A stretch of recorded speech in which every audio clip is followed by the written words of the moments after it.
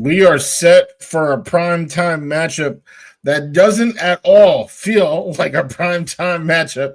We got the Jets and the Dolphins. One of these teams are getting their first win of the season. We don't know who it is, but we are going to talk to somebody who knows everything about the Dolphins, and we'd like to think we know almost everything about the New York Jets. We are going to have a good old-fashioned AFC East off. All right, we talking Jets, we talking Dolphins. It's Third Party Thursday right now. It's Boy Green meets Wudi. Can you guys help us get a Jet chant here? Yeah, going. Oh. Okay, right, yeah. Come on in. Yeah. Okay, let's go! J-E-T-S, Jets, Jets, Jets! Let's go! J-E-T-S, Jets, Jets, Jets! Let's go! There you go, Third Party Thursday. Chris joining us here on the program with a capital P here on the program. Jake Asman, come on down. How you doing, good sir? Wow, what an intro. I mean, Boy Green is known for having the intro, but Wudi, that was unreal, man. Thanks for the kind words, son. We are men of many names. My favorite Austrian Jets fan right there, baby. Boy Green meets Wudi.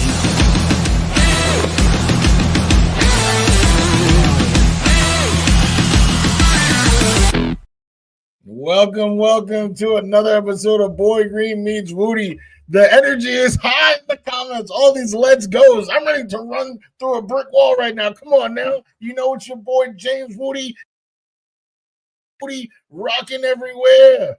I am not sure what happened to my boy, but I know he's coming back soon. The boy who became king. And you also know that it's Third Party Thursday, my favorite day of going on. The boy who became king is right back now. Come on now. It's none other than Paul Esden Jr. Okay. And speaking about people that have been on this show once or twice, we actually have a return happening on Third Party Thursday representing Fin Fanatic. I'm about to put my fins together for my guy, Brian Miller. Welcome back to the show. How you doing? I'm great, Wudi, man. It's great to be back here. We didn't get to do this in the final game of last season. It didn't work out. But this is like the highlight. I love being on with you guys. So this is like rivalry week. It's first game of the season that we're fighting each other. I love it. The energy's great.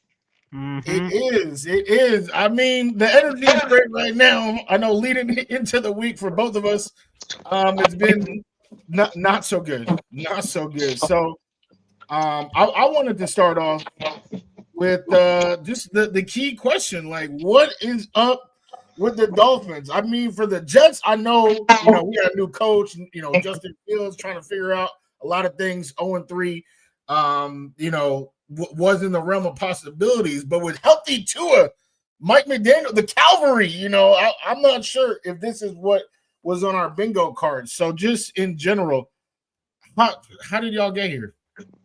It's interesting because I don't think there's an easy path that you can say, well, they went this way instead of this way. When you look at the offensive lines is a problem. The cornerback issue is a problem. The secondary in general is a problem. The leadership is a problem. Tua Tagovailoa is a problem. Mike McDaniel is a problem. You put it all together and you go with all this youth, and it's a recipe for disaster. And I think that's kind of where we're at. Fans are pointing the fingers all over the place. I've got some ideas of where I would point my finger, but when you really look at this team, it was built with the idea that the secondary could just be good enough, and they're not.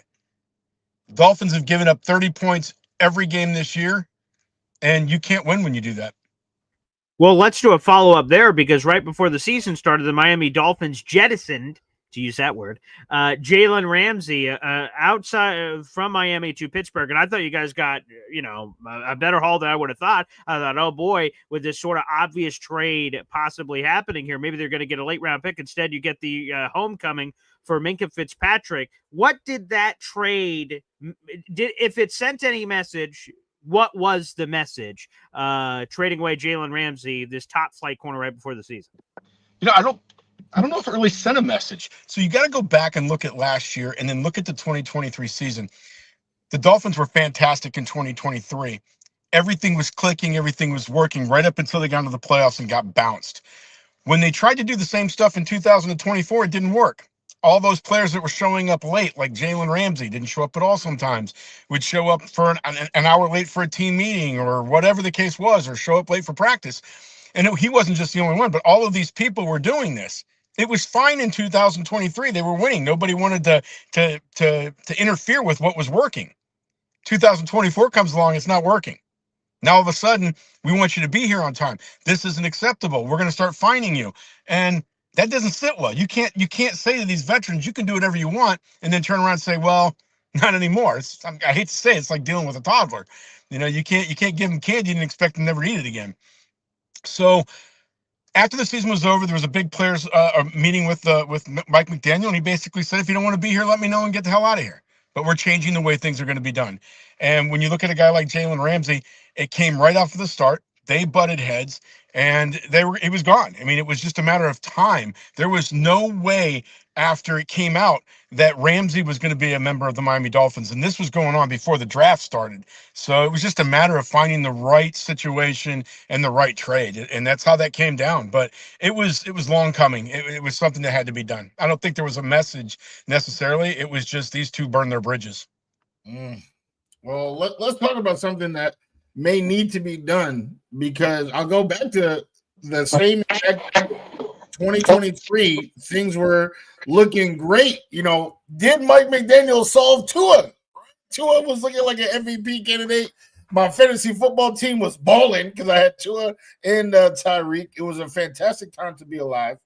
But now we fast forward, 2 years later, Tua is playing, right? And Mike McDaniel's coaching, but we're not seeing the same results. I mean, moving forward, are both staying? Are both gone? Is one getting packed up? What do you see between this duo of McDaniel and Tua, the future of that?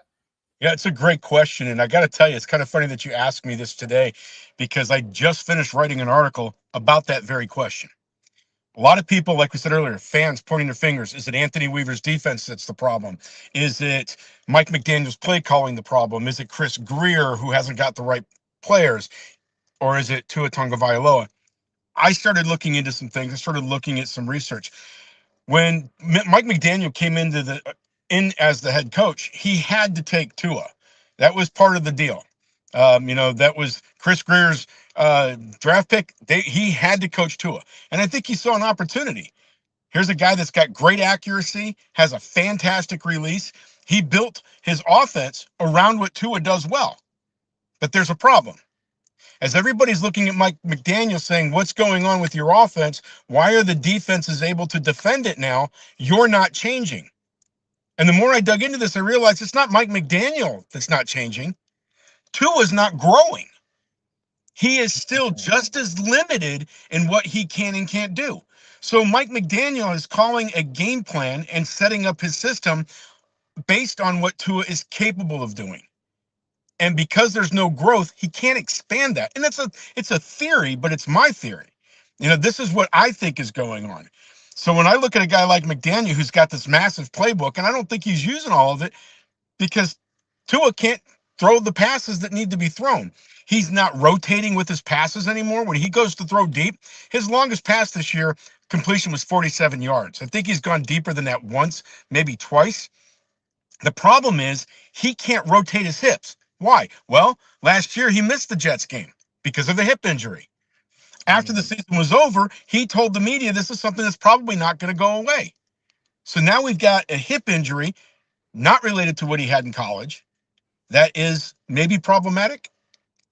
But if you watch him throw and you watch the tape from Alabama and earlier in his Dolphins career back in 2023, his mechanics were a lot different than what they are this year. And honestly, to answer your question, I think the problem is more Tua than Mike McDaniel, because I don't think McDaniel can really run the offense he wants to run. Hips don't lie. Shakira. Oh, yeah. But Brian, there's a lot of rumors out there in the social media streets, and Mike McDaniel was even asked about it at the podium earlier today. that other defenses have caught up with Mike McDaniel and they've figured him out basically after scoring the 70 points against the Denver Broncos previously, and that people have figured him out. Do you think that's true, or is it sort of to what you said that he's had to sort of limit his playbook based on his quarterback? Okay, so I don't want to say that he's limited his playbook. I just want to say that there's aspects of his playbook that he don't think he can really use. You can't take Tua from behind center and roll him out with the threat of running the football. He can't run it. Defenses know this. He's not a threat to run. And if he does make a couple yards, believe me, that guy's going to slide because he's so afraid of taking another hit.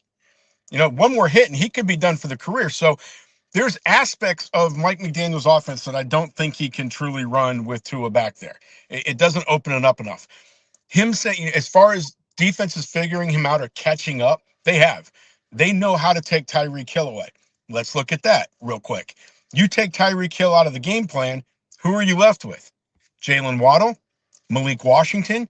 You don't have a tight end on the roster that's built into your system, so you can't use that. You don't have Jonnu Smith. Darren Waller's been injured since the day he arrived.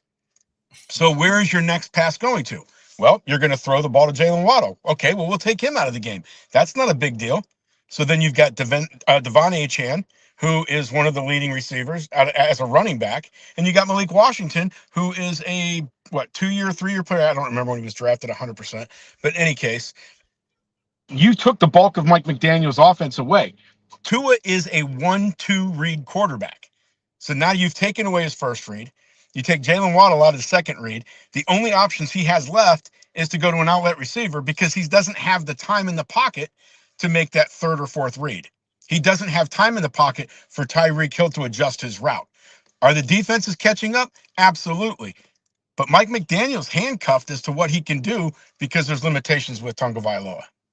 And a quick follow-up here, just because, Brian, and you've done this because we've done conversations for almost a decade now of all our Jets-Dolphins chats, which is crazy to think about. And you've educated us before with concussions because we've had to talk about it with Tua. Well, Justin Fields has not been cleared from the NFL's concussion protocol. Aaron Glenn did speak earlier today and said if and when he is, he will be the starter for the Miami Dolphins on Monday. He did return to practice, so there's a lot of signs pointing in the right direction that he will be back. Can you provide any insights to our fans that may have not heard our previous conversations on this 5-step concussion protocol and really just sort of the difference between spraining an ankle and you're out insert amount of time versus concussions, which is, I think, still a big mystery to people, despite Dr. Omalu and the concussion movies and some of the awareness that is spread on it. I know, Brian, you're an expert in that area.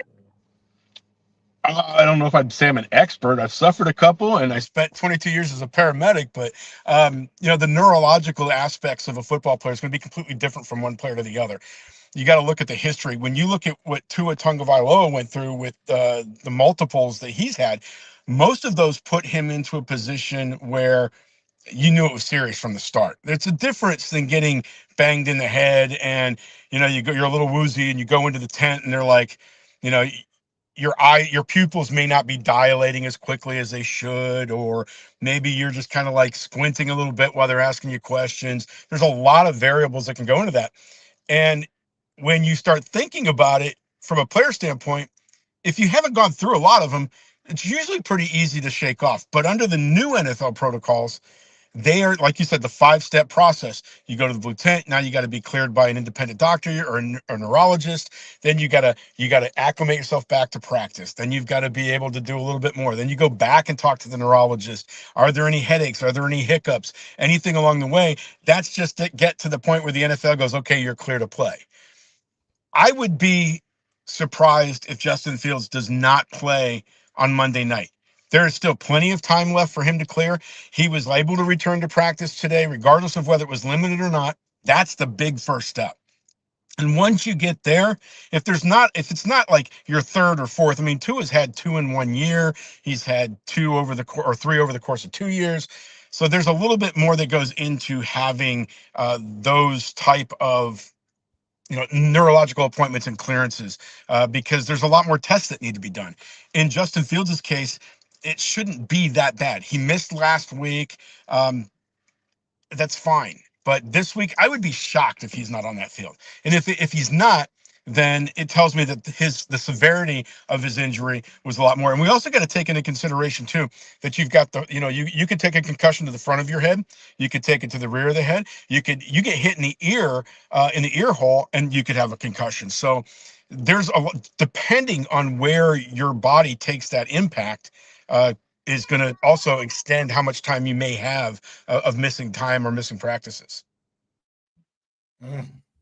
Oh, definitely. We are hoping, Fields can pass the 5 steps. But hey, I may have a little bit more faith in Boy Green and my guy Tyrod Taylor if that is the case that he can't pass. Yeah, definitely got a little bit more faith, and especially with this defensive situation. So there's only a few teams, I believe. There's only about like 5 that have allowed 90 points so far in these first 3 games, and 2 of them are about to play on Monday night, the Jets and the Dolphins. So I know you've already talked about it. The secondary, has not performed at the level that they were hoping they would perform, but just the defense as a whole, is it salvageable? Can we say, because I know for the Jets, and we can be like, we miss Jermaine Johnson, our edge rusher. Now Sauce has been banged up a little bit. We've had guys. Now we just put Quincy Williams, our all-pro linebacker, on IR. For your side, what are you attributing to the lack of success? Is it injuries? Is it play calling? Is it defensive philosophy? Talk to me, Brian. It's a lot of it. You look at the starting cornerbacks. Let's start there. You got Roswell Douglas and you've got Jack Jones. 2 months ago, neither one of them were on the team, let alone starting. So middle of August, late August, training camps are winding down. Dolphins have some injuries. Artie Burns goes out on the very first practice. He wasn't even hit. He was warming up, walking off the field, and tore his Achilles. That's what do you do about that? Then you get Kader Kohu, your nickelback, goes down for the season. You lose Storm Duck for 4 weeks. So then you start scrambling. Well, you don't have the money in cap space to go out and get somebody. You waited too long. So your opportunities are Roswell Douglas, Jack Jones, a Mike Hilton, or a one of the guys that are still out there right now, Asante Samuel or somebody like that. So these guys from the middle of August to now, that's all they've been on this team. And when you look at Roswell Douglas, he wasn't even on there until final cuts were made. So we're not even talking 3 weeks. So we can look at that aspect. So then you go back to the safeties. You got Ashton Davis back there. You guys know him well. You got Minkah Fitzpatrick back there. And that's a different area for him to play because he's coming from kind of being a freewheeler in Pittsburgh to being more refined and having actual jobs to do here in Miami. The problem with the Dolphins defense, however, isn't the secondary. The Dolphins linebacker group is fantastic. The front 7 is fantastic on paper. So far, they're not doing their job. They are getting gutted in the running game. They cannot get pressure on a quarterback. This entire defense this year, with the lack of cornerback experience, was based on the edge rushers, the Bradley Chubbs, the Jalen Phillips, Chop Robinson. These guys getting to the quarterback and forcing them to make plays before their secondary can get exposed. Well, they're not being able to get to the quarterback. Why? Well, because the front 4, Kenneth Grant, the rookie out of Michigan, Jordan Phillips, the 5th-round draft pick, Benito Jones, who's been kind of a journeyman practice squad player that's now on the active roster, and then, of course, Zach Sealer, are not getting the penetration up the middle, and they're not stopping the running game. So when your front 7 start to fall apart, who's going to get exposed? Well, it's the secondary that's already weak, that came in without the experience or have only been here for a month. You can't expect them to do their jobs when they're not getting the support from the front. So if I'm pointing a finger, my finger's going to the edge rushers in the front defensive line because they are not doing their jobs. Again, make sure you guys like the video, hit subscribe. We're streaming live in 5 different destinations. My YouTube and James Wudi's YouTube in particular, Take Flight Talk and Boy Green 25. So if you guys are watching on YouTube, make sure you guys like the video, hit subscribe. We're speaking with our Miami Dolphins guru, Brian Miller, a Fin Fanatic, baby. Again, we've been doing these Tata-Tays for a very long time, and we had to once again hop back into the tango and get back into this thing as we do every single year for sure with Jets Dolphins. Give me a history lesson here, Brian, because again, we apparently are on Mike McDaniel watch for him to potentially be fired. Wudi was bringing it up earlier with, does McDaniel stay? Does Tua stay? Combination of going. But I think the latest betting odds have Mike McDaniel to be the first head coach to be fired at some point during the season. Again, the history lesson I'm seeking here is Stephen Ross, the owner of the Dolphins. Has he fired coaches mid-season before? For instance, the Jets under Woody Johnson had never fired a head coach mid-season in his 25 years of ownership. Of course, until last season when he did it for the first time to Robert Saleh. What is the history there for Stephen Ross in that department? That's a great question. But before I go into that, if you want to talk history, I just realized that you and I have been doing this for a very long time.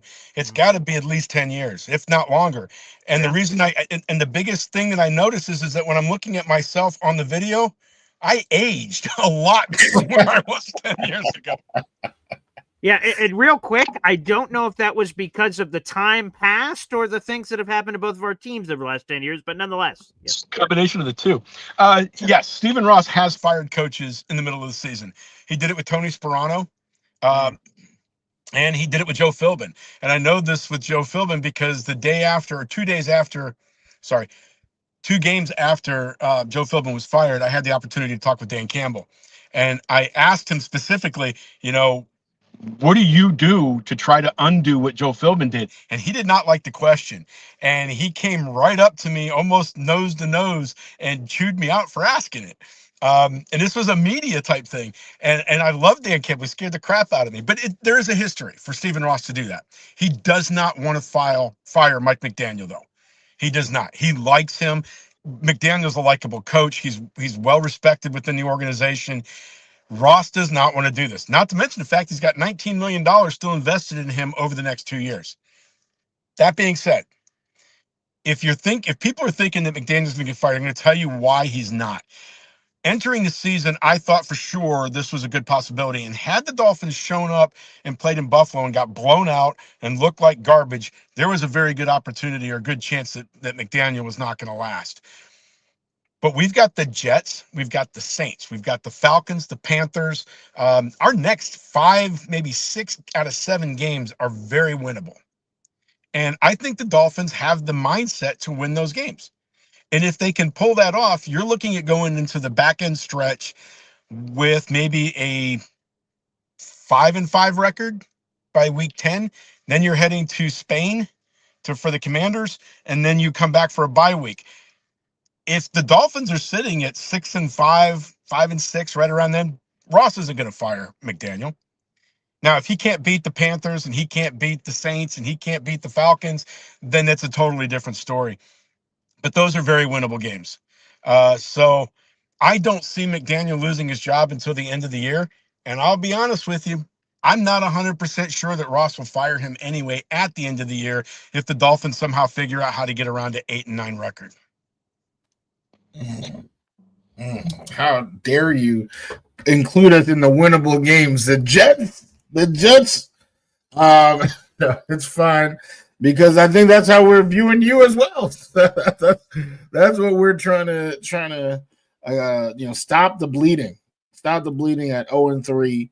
And if you are gonna stop the bleeding, if you're gonna get the better of us, Brian, what would you say is the key to this matchup specifically on Monday? How do the Dolphins get it done to stop the bleeding and go into, these games against New Orleans and the Falcons and potentially go on that nice little run to salvage everybody's jobs?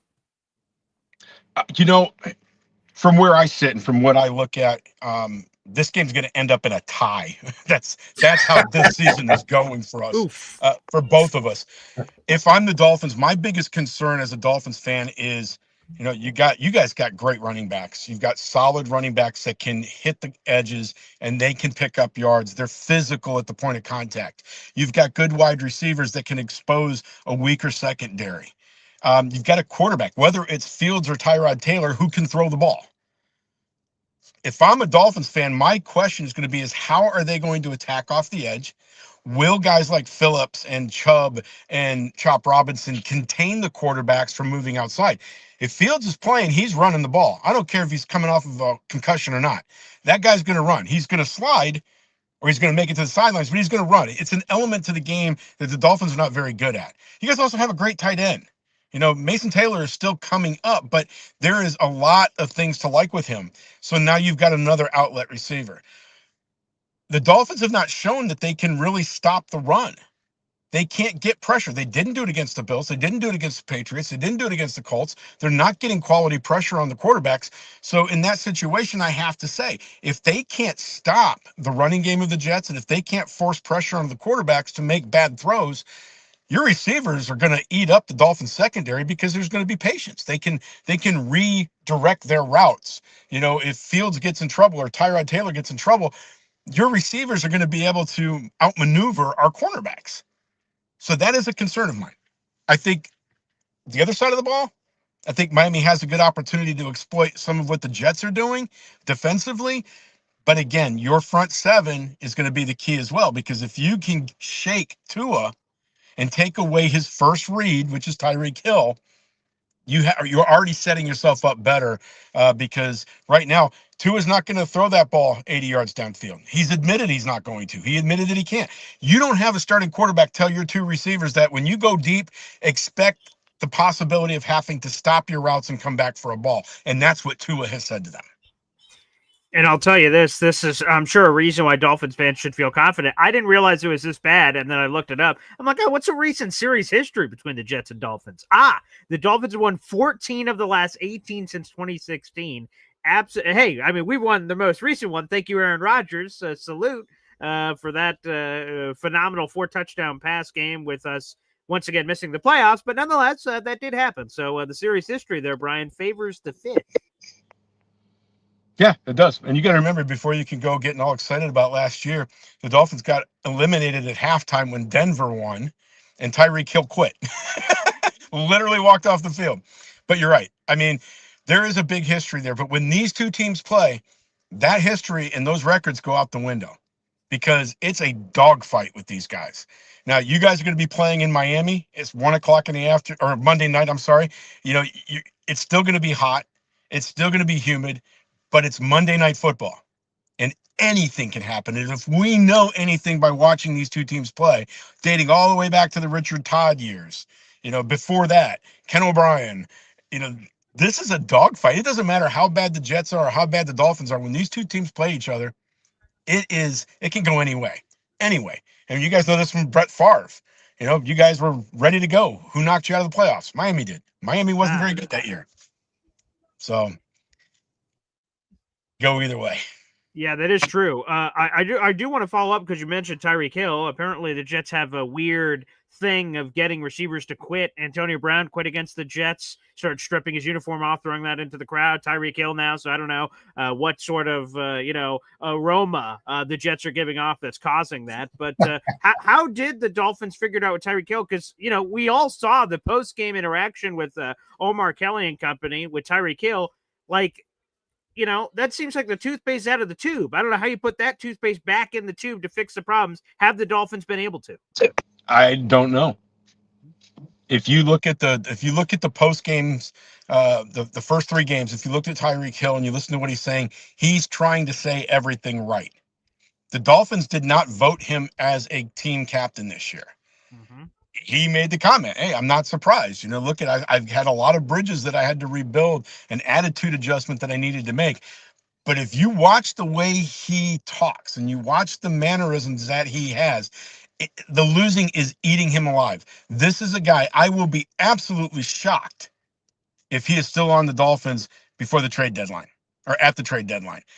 I just don't see how you can contain him. If they continue to lose, if they lose this week to the Jets, I have to imagine that the phone calls are going to start going from Miami accepting them to Miami making them, because at 0-4, Hill's just going to be basically teetering on collapse. He's just not made up for losing. What do you think, real quick on the Tyreek Hill stuff? If the Dolphins were able to trade him, what could they get? Would they try to throw him to the NFC? Because everyone talks about the inevitable Chiefs reunion, especially all their wide receiver problems. What would happen there? I think the best that they could look for is maybe a second conditional, maybe 2 picks, maybe a day 2, day 3 pick. I mean, they're not going to get a first-round pick for him. The bigger question is how much of the contract will another team want to absorb versus having Miami eat? And there's a lot of contract there. So I think this is a very complicated trade scenario. We've heard rumors of Pittsburgh maybe having interest. Of course, like you said, the Chiefs have a lot of reason to go back down that road. And honestly, I think that if he went to the Chiefs, it would make a lot of sense because there's familiarity. I think it would open up Patrick Mahomes' game. They're struggling this year too. As far as the NFC East goes, I don't think Miami's not smart enough to not trade a player within the AFC, knowing that they have to face him. This is a team that traded Wes Welker to the Patriots. So it's the Dolphins are going to look at what's best for them. And if the Patriots come out and say, hey, we'll give you a first-round pick and eat his salary, he's going to the Patriots. I mean, it's just the way it is. So as far as what Chris Greer's going to do with it, it's just coming down to, he's got to weigh his options. And again, everything in Miami is so messed up right now because Chris Greer may not have a job at the end of the year. McDaniel may not. Tua will because of his contract. But there's a lot of people that think, and I'm on that side of the fence, Chris Greer is not going to get fired. Stephen Ross loves the guy. He's not going to he could waste every ounce of his money, implode the team, and Stephen Ross is still not going to fire him. What's going to happen is after this year, I think he's going to step down as general manager, take another position with the team, and they're going to hire another GM. And I think their GM might actually already be on the roster. They brought a guy in last year from the Raiders that was the assistant general manager, and I think that's who they're grooming to take over. Real quick, is Tyreek washed? Like, is he? Because that seems like a low deal. I remember when he became a Dolphin, right? That was the whole thing between our two teams, Dolphin or a Jet, and what we were willing to give up. And at that time, he was a consensus top 4 receiver walking planet Earth. Since then, guys like Justin Jefferson and Jamar Chase have ascended, but in my mind, I'm still thinking, Tyreek is a fantastic receiver. What do you think about that? Do you think he has regressed at all? Of course, Father Time is undefeated. So have we gotten there with Tyreek? No. Last year was an anomaly because he had a wrist problem. He had surgery on that wrist after the season, so he was dropping passes last year. If you watch Tyreek, he hasn't lost any speed. He's a guy that went out on the race circuit and was running against people. True. He was exploding. He was, trying to race Olympic athletes. So this is a guy that's not lost his speed at all. He didn't forget how to run routes. He can still catch a football. So if you think about that, where are you going to point your finger at? He's running the routes that Mike McDaniel wrote for him. He's getting too high look at safety. He's getting an outside corner that's pressing him at the line, that's kind of taking him out of his rhythm, so that if you get physical with Tyreek at the line, he can't get that speed off of there, because what happens? Tua Tagovailoa's first look is where? Tyreek Hill. He's got a 2-second release. If you can hold him up for a second by being physical at the line, which is something that most teams don't really, well, they do now with Miami, you've taken that first read out. Tyreek Hill's now out of the game, because he's going to go to Jalen Waddle. He's going to go to his outlet receiver. And by the time that he gets around to coming back to Tyreek Hill and finding him on the field, he's either getting sacked, pushed out of the pocket, or he panics and he dumps the ball off. Has Tyreek Hill lost it? Absolutely not. But the Dolphins have a problem at quarterback. He can't just run up the field and outrun everybody because his quarterback can't get the ball to him anymore. I'll tell you this, Wudi, though, with your question, it's interesting because, my full name is Paul Andrew Esden Jr., but my mama only said it when I did something wrong. When I heard that, I'm like, oh, oh boy, oh boy, I might be in some trouble. So Sharon McLean saying Tyreek Hill's full name, Tyreek over the hill. I'm a good. I like what you did there, Sharon. I like what you did there, but perhaps not. Perhaps not. But there is one more I want to get in here, Brian, because Jet fans, this tortured fan base, is every week so far there's been this revenge angle from some team, a player on the opposing team. Aaron Rodgers, of course, week 1, week 2, Elijah Moore giving it back to the Jets, scoring a touchdown. Aaron Rodgers gets the win, of course. We go to week 3, Hassan Reddick gives it back to the Jets. Baker Mayfield had some beef apparently with the team. And then now Jet fans are starting to look ahead on opponents and scan through their roster and say, wait a second, are there any Jets here that might have some revenge angle? You mentioned my boy Ashton Davis, who I love. You guys got a great one. I love Ashton Davis. Great locker room guy. But Zach Wilson is the backup quarterback for Tua. And Tua has not been able to stay healthy. Are we inevitably going to see Zach Wilson on Monday Night Football? That's my question, Brian Miller. No. Nope. Unless, I mean, you can't say never, because Tua is one hit away from being out. And I hate to say that about any quarterback, but it's true with him. So you can't say never. The Dolphins offense is not going to put up so many. They're not going to put up 45 points to 3 to where they're going to bench Tua and put Zach Wilson in just to play. I don't see that happening. I don't think the Jets defense is that bad. And I don't think the Miami offense is playing that consistent because their offensive line has problems. I don't think you see Zach Wilson this week. Maybe by the end of the season, maybe the next time the two teams meet up, maybe then you get to Zach Wilson. Because if the Dolphins are faltering, if Tua's not playing, that's about the time frame where he gets hurt and then he's out and starts missing games. That would be the target for Zach Wilson. But the Dolphins also have Quinn Ewers, and they may want, if Tua goes down, if Zach Wilson's playing because Tua's going down, there's a good possibility that we could see Quinn Ewers at some point to see if he's got anything to provide the team and get some experience, and whether or not this is a guy that legitimately can be a backup next year, because Wilson's on a 1-year deal. But this week, you're not going to see Zach Wilson except warming up on the sidelines unless something happens catastrophically either to Tua or to the Jets defense. Brian, I always look forward to our chats. This one not as rosy with both of us 0-3, but hey, maybe by the next time we play in week 14 and we get our rivalry uniforms to debut at MetLife Stadium, maybe we'll be talking playoffs. Who knows what could be happening in a couple of weeks, a couple of months. So maybe. Yeah, let me ask you a real quick question if you got a second with your rivalry uniforms. I know I see the Dolphins, the dark blue, the whole, the abyss look of the ocean. The numbers have like an aqua glistening letters to them, or outline to them, kind of giving the reflection of water. What is with the Jets uniform? Because it kind of reminded me of like an alleyway in New York City. So I appreciate you asking this. So we're putting this up on our screen for people who are watching. These are the Dolphins uniforms. They will debut on Monday Night Football. And to me, I've heard some Dolphins fans complain, but to me, I think they look great. Everything makes a lot of sense. Underwater, aqua, the colors pop, the black uniforms, like everything looks good here for the Dolphins. But then you asked a question about the Jets uniforms, which I happen to have handy here to throw up on the screen. Let's throw up. I got the Justin Fields version, so I'll throw this one up. Hopefully, it's a good omen. He's going to play. So yes, you said a little bit of an alleyway thing here, and when they sent out the press release to local media to cover that the rivalry uniforms are coming out, you can't really see it on this picture, but if you zoom in, there's like grate behind like some of the Jets logos, which is supposed to represent the sewer system.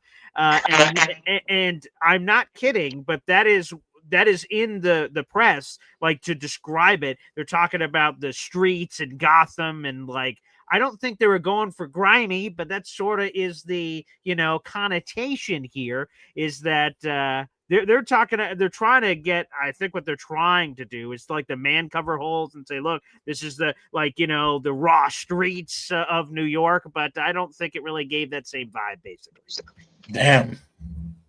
I like them. I mean, I think the darker colors cool. I'm kind of impressed with some of the rivalry uniforms this year across the league. And like you said, I'm not opposed to the Dolphins uniform. I think an alternate third jersey, I think it's something that, fans can get behind. Miami fans are going to find a reason to gripe about every little thing. So it doesn't really matter what they do. Until they change the logo. I mean, I'm not a fan of the Dolphins logo at all. And I can't wait for somebody to take over the team and go, ooh, let's just go back to the way it used to be. But the rivalry uniforms are cool. I'm glad that you explained it to me, though, about the manhole covers and that kind of stuff, because that makes sense. Because the first time I saw it, I went, yeah, that's kind of like being in New York City at night, going past an alley going, yeah, I'm not going down there. Yeah, again, that's exactly it. So I don't know if I was the Jets and I was putting together the press release, I would have openly used the words like, the sewer and stuff like that. Like they use some of that terminology in there where maybe if they had a redo, they would go back on that. But yes. And speaking of the rivalry jerseys, I think they start this week and then we're going to see them throughout the season from all these teams. The Cardinals tonight on Thursday Night Football, they're going to debut their rivalry jerseys. So we'll keep seeing them. So, hey, you know what? I'm all for jerseys. Fans want to buy new jerseys up. Hey, all the merrier. Well, you know what? If you guys lose this week, the jerseys make a lot more sense because you'll be in the AFC East sewer. But well, here's the good news and bad news. On one hand, like one of us has to be 1-3, or this tie that you've possibly predicted out in the universe. So one of us is going to have to be 1-3, but unfortunately, that means one of us has to be 0-4, and serious questions either way. So we're going to see what happens. But Brian, I very much look forward to this, and so does Wudi. We'll see if we can do a double dip this year and ahead of the Week 14 matchup later in the year. Hopefully, it works out with our schedules because we'd love to do this again. It's always a lot of fun, man. I agree completely, and I look forward to it. Gentlemen, thank you so much for having us on or having me on. And honestly, if we can make it to Week 14 where either one of us are still relevant, great. If not, I'll bring the beer and we'll just have a party. There we go. We're covered no matter what. Go ahead, Wudi. Yes, no, that sounds good to me. That sounds like my last few Week 14s.